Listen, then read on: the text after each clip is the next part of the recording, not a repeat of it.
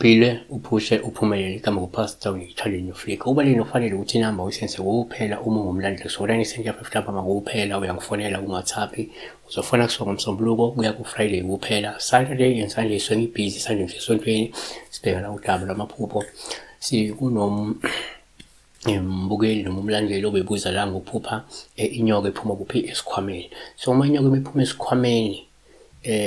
isikhwameni back his back so uma inyoka iphuma esikhwameni sakho inyoka inabungozi inyoka nje kunenyoka khumbula ukuthi kunenyoka emele izitha kunenyoka emele idlozi kunenyoka emele amathongo so number 1 ke ngokwesinto uma ngenzeka uphupha inyoka kungaba uphawu olungelubi uma iphuma esikhwameni sakho olungasho ukuthi kungenzeka awuhambi wedwa kodwa uhamba ke nesidalo sakho esisondele kuwe so uhleli iphupho leli kuphosile ukuthi lingavela mangukuthi kukhona okade usanda kungabe kade uphahla ngabe kade wenza okuthile oqolene idalo noma lesidalo bese uyibona inyoka iphuma esikhwameni koma uthi lento kade uyenza isisondezile lesi sidalo yabona okay number 2 kwesikhathi uma ngenzeka uphuphe la inyoka kungawuphawu oluhle uma empeleni olubi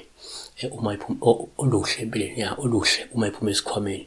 olungasho ukuthi kungenzeka kunomuntu omsondeze kuwe kakhulu ongase avele umbono ukuthi akalungile futhi uyingozi yabona ngokaMathewu 7:16 niyakubazi ngezithelo zabo kungakhiwa yini isithelo zomvini emeveni noma amakhiwane emakhakhasini na number 3 kuyenzeka uma uphupha futhi inyoka ongaba uphawu lolu hluma iphuma esikhwameni ngasho ukuthi ke kungenzeka kunomuntu omubi oqhelayo kuwe noma ophumayo empilweni yakho Mahubo 1:21-7-8 uJehova ke uyakukulondoloza empini bonke uyakulonda umphefumulo wakho uJehova uyakulondoloza ukuphuma kwakho nokungena kwakho kusukela kulesi sikhathi kuzobe phakathi siyabonga besibheka la uma ngenzeka ukuthi uphethe isikhwama noma kuqokile kubona iphuma inyoka kubela kuwe noma iyaphuma inyoka iyavela nje ayi noma kuyalwa ke siyabonga be blessed